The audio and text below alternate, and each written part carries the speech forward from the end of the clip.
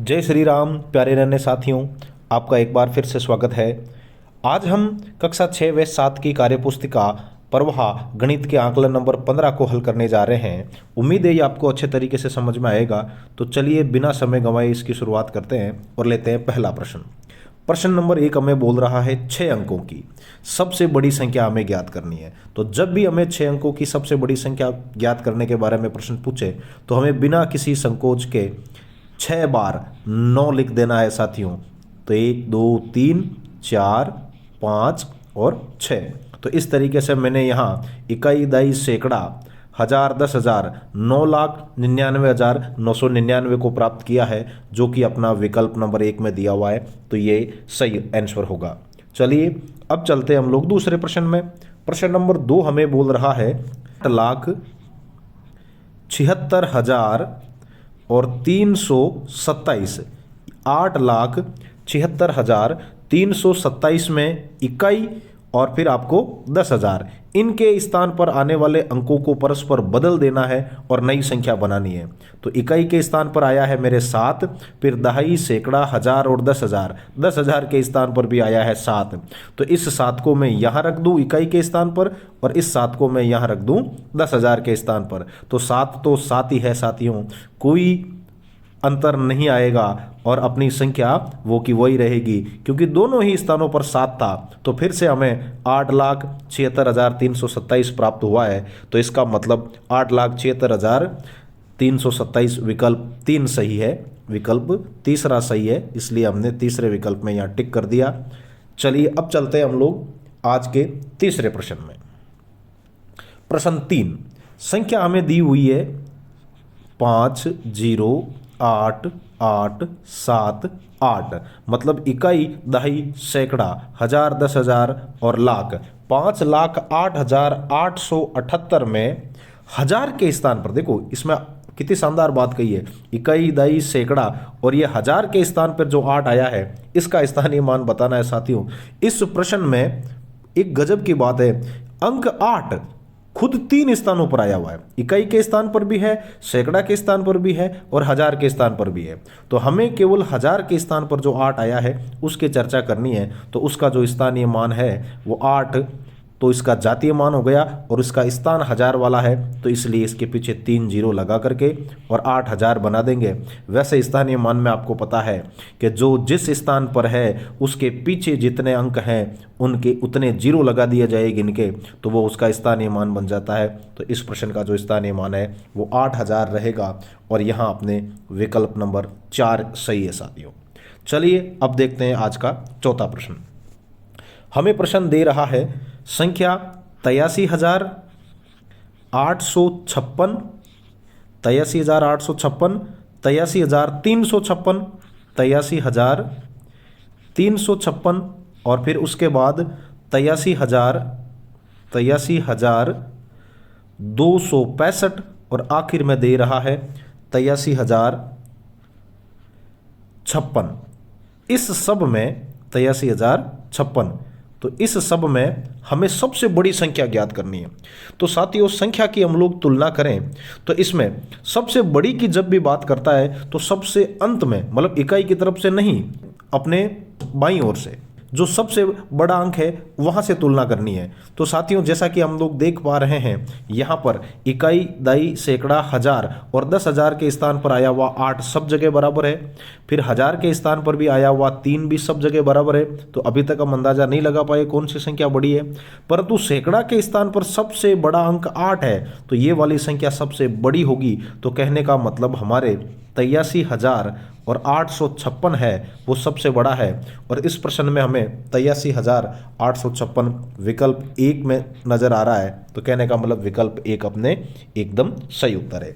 चलिए अब देखते हैं आज का पांचवा प्रश्न।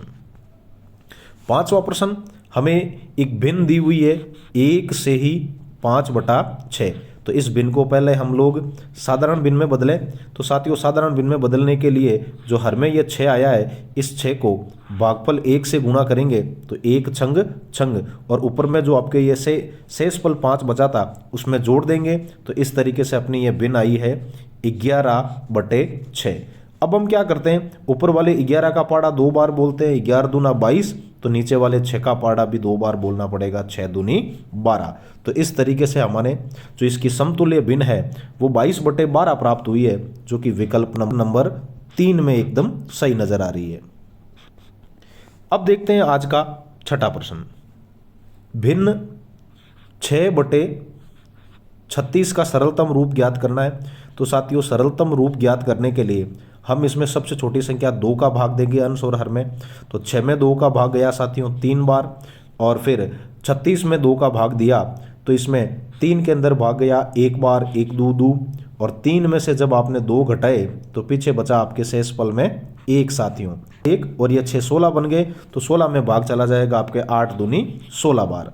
अब देखिए अभी भी एकदम सरलतम रूप में नहीं प्राप्त हुई है, तो अब हम क्या करेंगे, इसको और आगे ले जाने की कोशिश करेंगे, और 3 का भाग 3 में देंगे 1 बार, और 3 का भाग 18 में चला जाएगा 6 बार। तो इस तरीके से हमें इसका सबसे सरलतम रूप 1/6 प्राप्त हुआ है, जो कि विकल्प नंबर 2 में अपना एकदम सही है।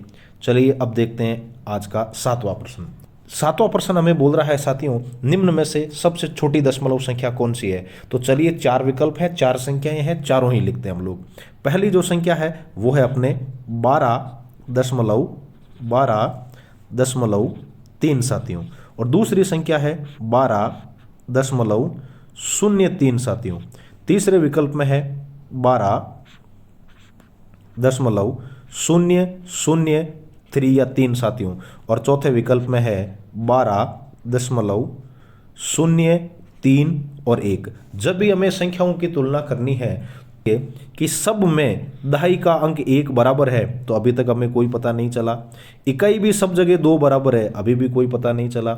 लेकिन जब हम दशमलव के बाद दशांश की बात करें तो दशांश में पहली संख्या का 3 सबसे बड़ा है, जबकि बाकी के तीनों ही 0 0 0 समान है। तो ये संख्या तो सबसे बड़ी हो गई, जो कि हमें नहीं चाहिए। अब तुलना करेंगे बाकी बची हुई 3 संख्याओं की। अब आगे जाने पे पता चला कि 2 संख्याओं में सहस्त्रांश शतांश जो है वो आपके 3 है, जबकि इस वाली संख्या में शतांश 0 है। तो इन तीनों में जो ये बीच वाली संख्या है जिसका शतांश 0 है वो सबसे छोटी हो गई साथियों। तो इसका मतलब अपने को विकल्प नंबर 3 को सही करना पड़ेगा, क्योंकि उसमें 12.003 दिया हुआ है। तो इस तरीके से अपना 7वां प्रश्न हो गया। चलिए अब देखते हैं साथियों 8वां प्रश्न, जिसमें हमें पूछ रहा है पूर्णांक माइनस मतलब ऋणात्मक पूर्णांक है 49, उसका परवर्ती लाना है। साथियों इसमें परवर्ती और पूर्ववर्ती 2 उदाहरणाएं हैं। पूर्ववर्ती, तो पूर्ववर्ती का मतलब तो होता है जो इसके ठीक पहले आया हुआ है वो, और परवर्ती का मतलब जो इसके ठीक बाद आया हुआ है वो। तो जब हम संख्या रेखा बनाएं और उसमें -49 लिखें तो हमें पता है इसके ठीक बाद वाली परवर्ती इससे बड़ी संख्या माइनस का 48 होगा साथियों, और इसके ठीक पीछे वाली मतलब पूर्ववर्ती संख्या है वो इससे छोटी होगी, और वो होगी आपके -50। तो कहने का मतलब इसका जो सही आंसर है वो -48 होगा, और माइनस का जो 48 है वो जहाँ तक मैं देख पा रहा हूँ विकल्प नंबर 2 में दिया हुआ है, तो उसकी जगह हम सही कर देंगे। तो विकल्प नंबर 2 सही हो गया आपने। अब देखिए आज का 9वां प्रश्न। आपको प्रश्न में अंक दिए हुए हैं 2 3 5 6 और 8। इनसे 5 अंकों की संख्या बनानी है और सबसे बड़ी बनानी है। तो सबसे बड़ी बनानी है तो सबसे बड़े अंक को रखो पहले, फिर रखो उससे छोटा। तो सबसे बड़ा अंक है अपने यहाँ 8 साथियों, तो मैं यहाँ सबसे पहले रखता हूँ 8 को। तो ये मैंने रख दिया 8, फिर उसके बाद इससे छोटा 6, फिर उससे छोटा 5, फिर उससे छोटा 3, और फिर सबसे छोटा 2। तो ये अपने हो गई 5 अंकों की सबसे बड़ी संख्या जो दिए हुए अंकों से हमने बनाई है। उससे 57 कम करने हैं, मतलब उसमें से हमें 5 7 57 घटाने हैं साथियों। तो जैसे ही हम लोग 57 घटाएंगे, 57 में थोड़ा ढंग से लिख देता हूँ। चलिए 57 को मैंने ढंग से लिख दिया, और अब उसको 86,532 में से जब मैं घटाऊंगा साथियों, तो इकाई के स्थान पर 2 है, उसमें से 7 घटेगा नहीं, तो इकाई जाएगा दहाई वाले के पास, और यहाँ उधार देने के बाद यहाँ 2 बच जाएंगे और इकाई हो जाएगा 12। 12 में से 7 गए, पीछे बचे 5 साथियों।